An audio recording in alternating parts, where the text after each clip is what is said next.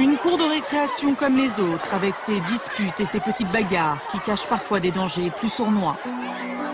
Dans toutes les écoles de France, des élèves sont martyrisés tous les jours par leurs camarades. Ils sont victimes de harcèlement collectif. Un enfant sur 10 est concerné par le harcèlement dans la cour de son établissement scolaire en France. Un rapport qui fait état d'une augmentation inquiétante du nombre de cas de violence à l'école. Petite Émilie, 6 ans et demi, est l'unique fille d'une famille reconstruite. Une mère pour qui elle est toute sa vie, et un beau-père qui l'aime comme si elle était de lui. Si gentille, si belle, des yeux qu'on sorcelle. Pour toute sa mère, elle en était la prunelle. Elle ne pouvait pas vivre l'une sans elle. Leur relation était devenue plus que fusionnelle.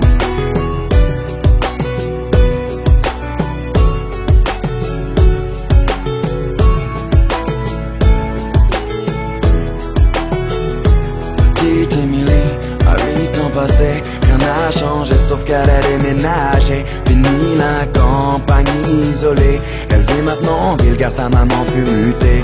Une nouvelle école, de nouveaux amis, elle ne mit pas longtemps à s'adapter à cette vie. Du haut de ses 8 ans, on peut dire qu'elle est ravie, car tout va pour le mieux pour petite Émilie.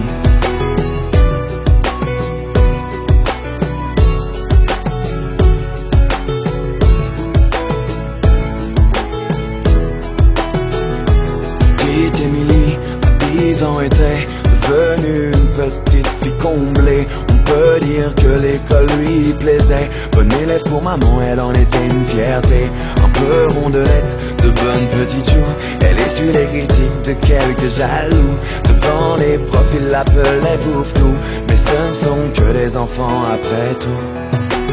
Depuis quelque temps, une nouvelle forme de violence se développe sur les réseaux sociaux. Elles prennent différentes formes, elles peuvent prendre la forme de châtiment corporel, mais elles peuvent aussi prendre une forme plus insidieuse, qui est tout ce qui est la violence plus psychologique. Petite Émilie, à 12 ans maintenant, adolescente enfermée aux grandes dames de maman.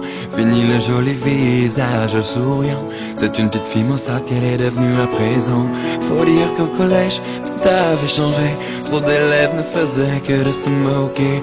Partout elle se sentait rejetée, tantôt frappée, tantôt injuriée. Elle se demandait comment faire face. Elle était devenue le souffle-douleur de la classe. Sur les réseaux sociaux, il la